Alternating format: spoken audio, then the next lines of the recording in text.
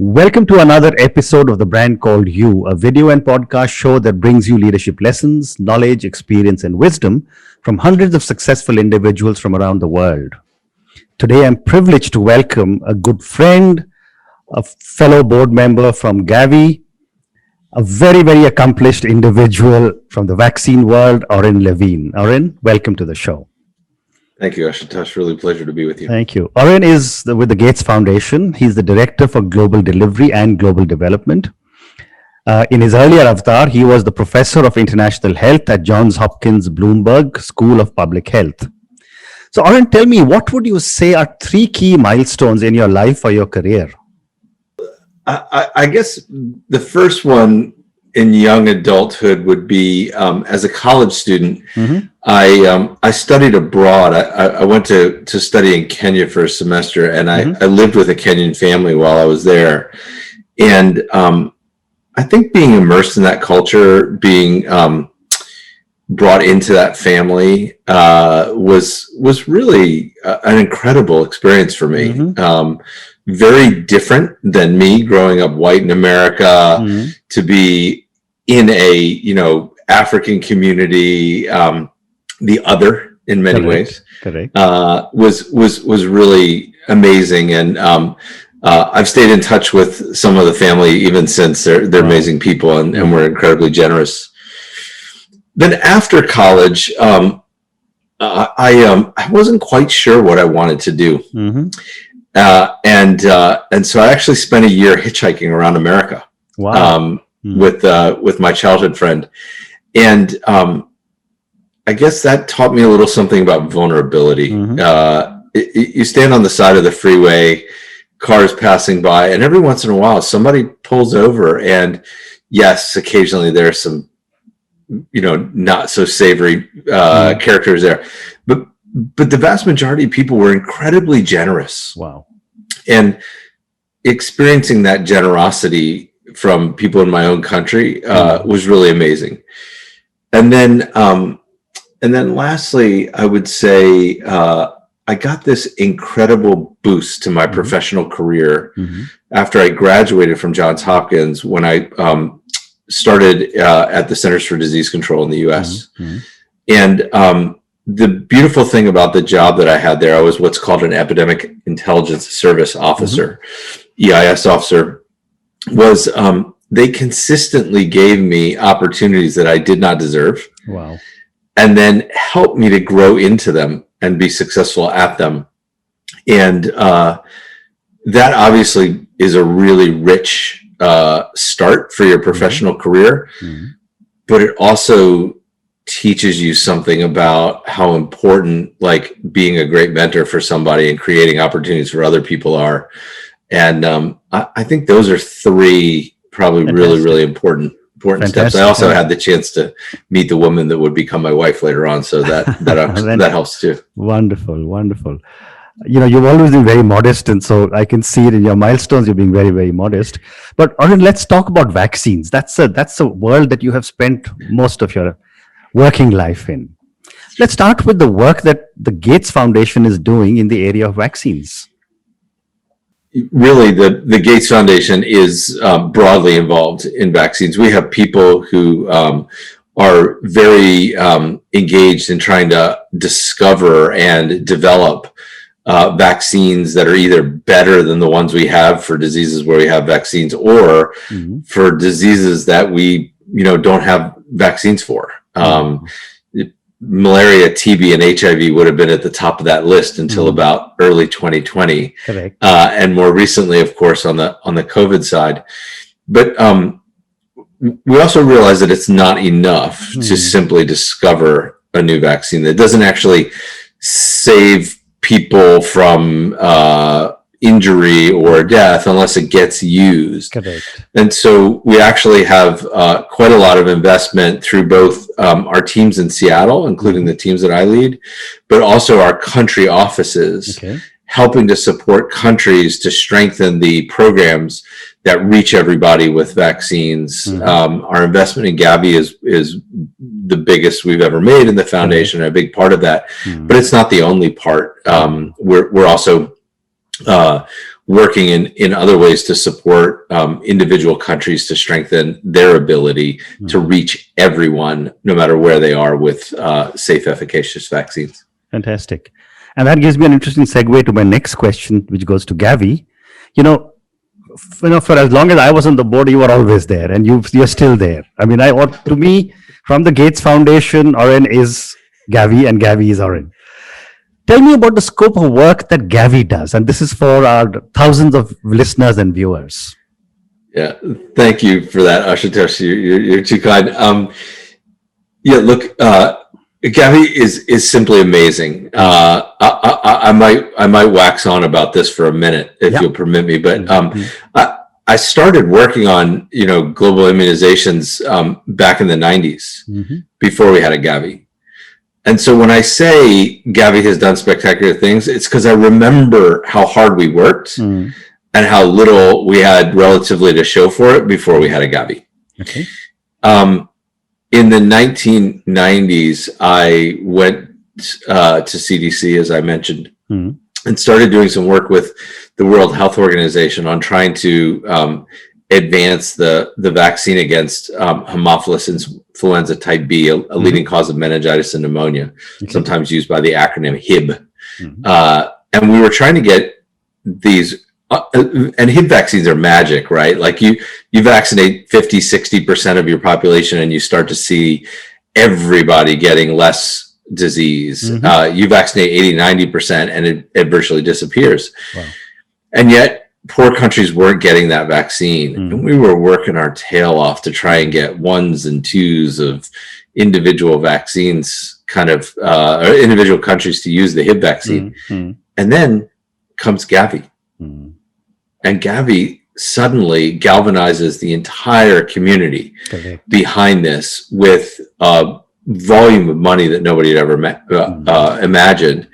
And the result is Gavi sparked renewal in immunizations and several things that were just unheard of. First of all, Gavi helps to bridge between countries that have limited economic power and vaccine manufacturers who take risks to develop new vaccines so that those new vaccines reach them at the same pace that they reach kids in the richest parts of the world. So the first thing is they reduce inequities between countries on access to new vaccines. Second thing they do is they work on reducing inequities between communities within countries.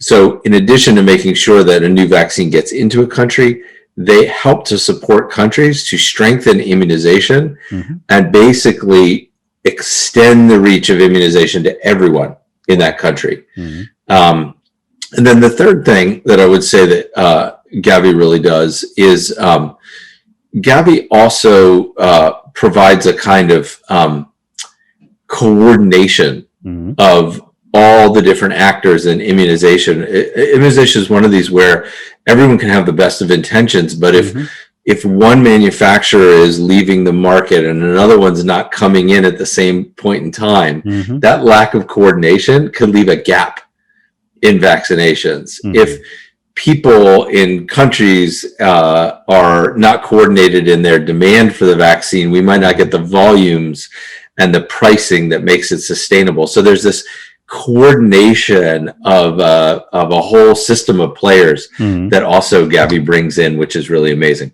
Fantastic. So let's talk now about COVID, and Gavi is, leading COVAX and has raised a very large amount of money. And I follow what, all of you are doing on Twitter and other news items. My question to you is that, there are so many vaccines going around in the world. And I've been on various channels saying that whenever my turn comes, I will grab the vaccine. But tell me, with so many vaccines going around, do you think the world has enough capacity to be able to vaccinate everybody? So there's some really amazing things that have happened on the vaccine side. So if you think about it, just over a year ago, they sequenced the genome of the virus and published it. That was in January. And in less than a year, I think it was 320 days, they went from that information that we know the sequence of it to a registered vaccine that started vaccinating people. Wow. In this woman in the UK was the first to get the Pfizer vaccine, for example. That turnaround, less than a year from the first time we're experiencing the virus to a proven effective vaccine, is unprecedented. Correct. It was a heroic effort and amazing.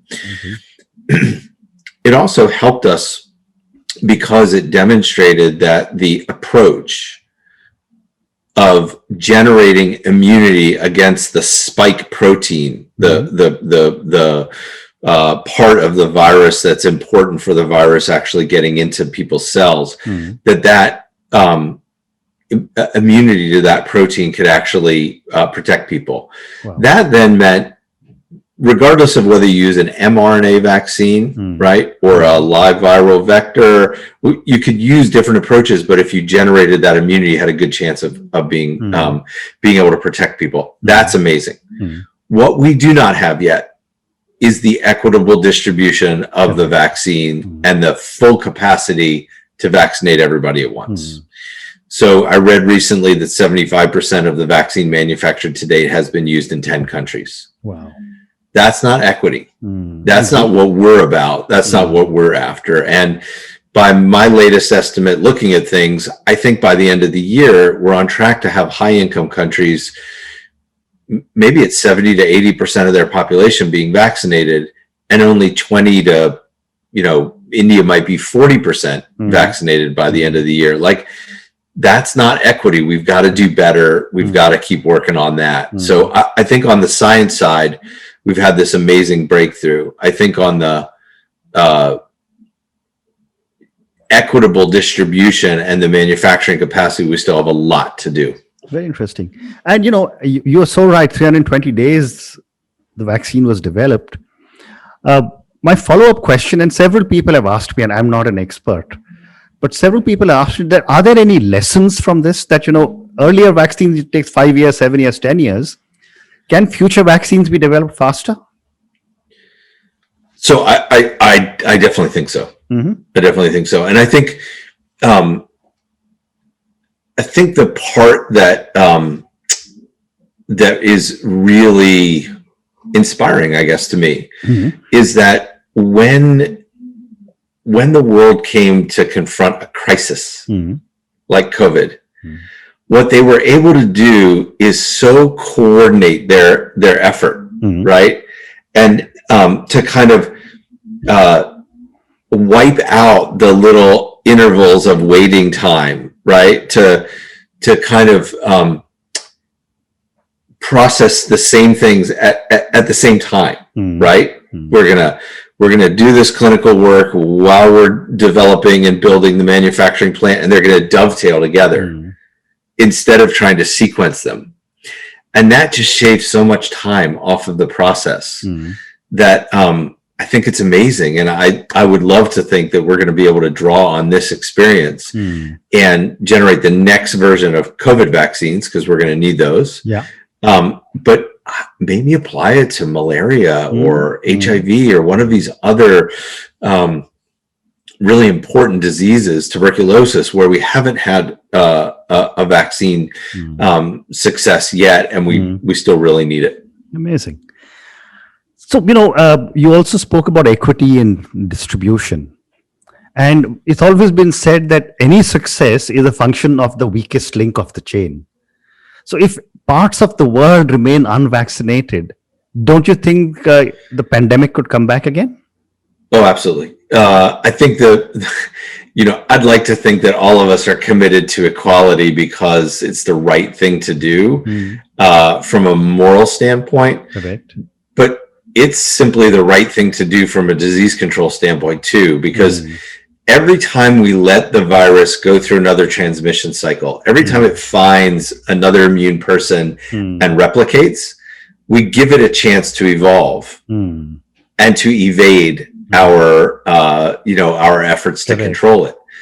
So giving everyone in the world immunity to the virus is the best thing for everyone in the world. Agree. And having big, vast pockets of unimmunized people, amidst highly vaccinated populations, is just not the most equitable or smartest way to go about controlling the pandemic. Very interesting. So, a couple of more questions on Gavi before I move to some questions for you personally.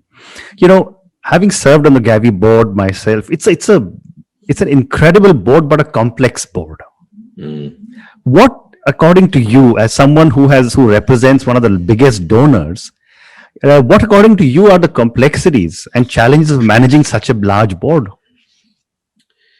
Well, I think there are two parts of Gavi that make it the kind of rich and a complex place it is. One is the size of it. It is a very large board, right?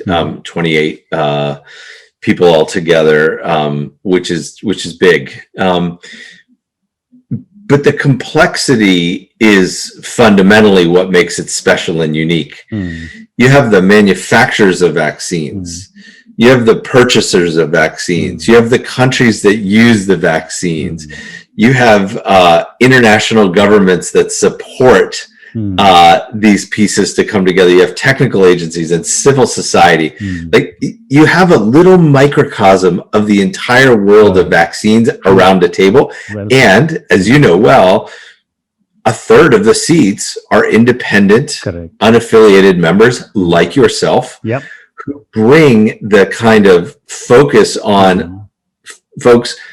Take out any parochial interest here, focus squarely on the results and the mission of the organization and what's best. And that part, I think, makes it unique in many ways from a lot of other complex and large boards by virtue of having I wouldn't say that you and the unaffiliated members are the conscience of Gavi, but I think you drive Gavi to focus when you bring people who are outside of the process, but all about the results and the mission of the organization. And so it's both big and complex.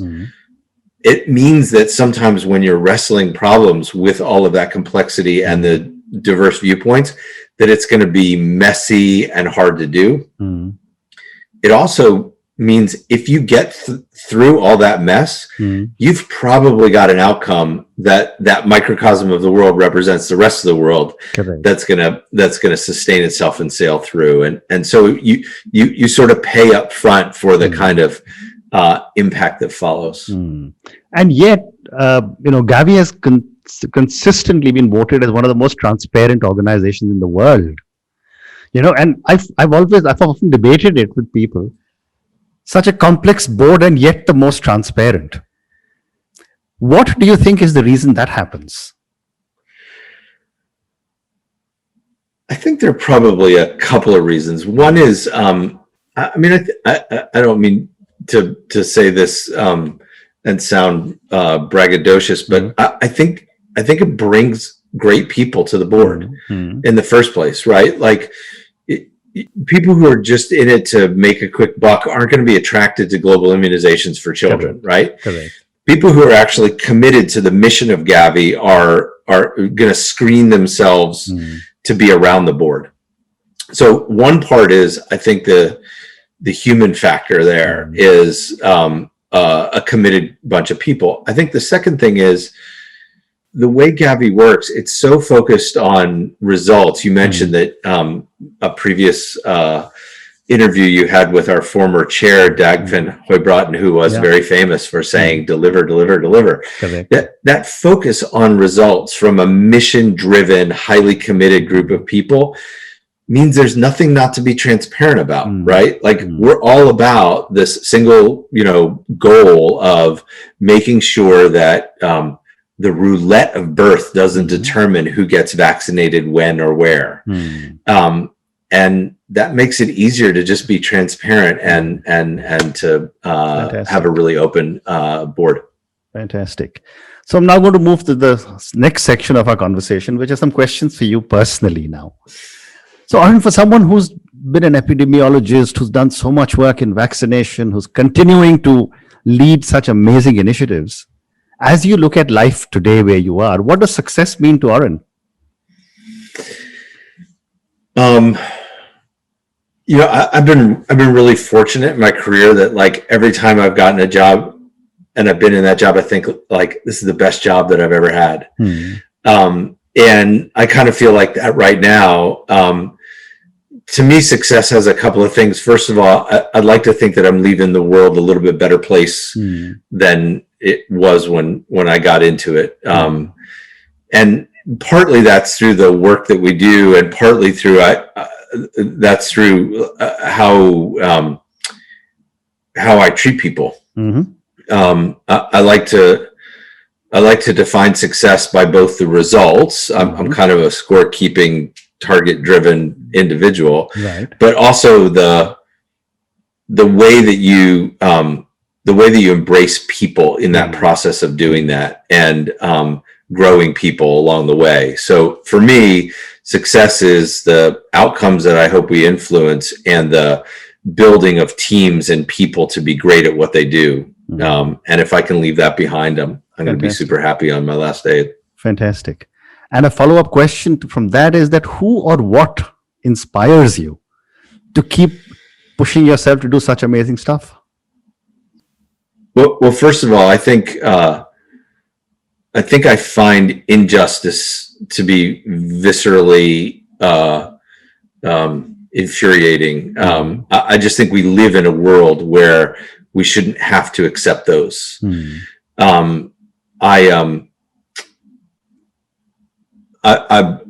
I draw inspiration from a lot of places, from my family, from my coworkers, but I mostly draw inspiration from people I encounter who I think how do they do that? How do they manage through their own resilience and local ingenuity to kind of solve problems, treat one another with respect, whatever it is that they do and bring. I think that's, for me, probably the source of the most lasting inspiration. Fantastic. I've got time for two more questions. One is a quick, short one, and then the other one could be a little longer. So my question to you is that, Orin, if you were a role model to millions of children who closely followed you and your life choices, what is the one thing you would change in yourself? Well, I would say, first of all, do your homework. When your parents tell you to do your homework, I could have been better at that. Yeah. But I also think, I think the people whom I have grown as an adult to respect the most are people of extraordinary humility. And I think when I was younger, I didn't appreciate the humble achievers amongst us. I was kind of focused on the bravado, visible ones, and I think focus a little bit more on the humble, amazing people around you. Wonderful. And my last question for you, and this is a question on failure. I've often said that in most parts of India, Asia, etc., we don't teach children it's okay to fail. We are always told you got to be head of class, come first, etc., and yet most of us fail and we learn. My question to you is, what have been some of your learnings from some of your mistakes? I think about failure in a few different ways. The business I'm in it sounds like it's science, but it's really a people business, right? When you have a great team of people who are all in and all in together, you can change the world. And so some of my failures have been in hiring, I think, when I hired too fast. And so one of the things that I've really learned a lot is to really spend time making sure you're clear about what it is that you're looking for in those individuals, and not to feel rushed into making a decision like that. I think that's a specific type of failure. I think it could also be true beyond just the hiring practice, and a larger truth for taking the time to kind of be really sure when you're going to commit to a relationship or a project or whatever, that you're clear on what it is that you want to do and why you're in it in the first place. And that might save you a lot of heartache later on. Very interesting. Orin, thank you so much. It's been such a pleasure speaking to you. And thank you for the amazing amount of work you're doing on vaccines, which are keeping all of us safe. I wish you lots of success. Thank you, Ashutosh. It was a really pleasure to be with you tonight. Thank you.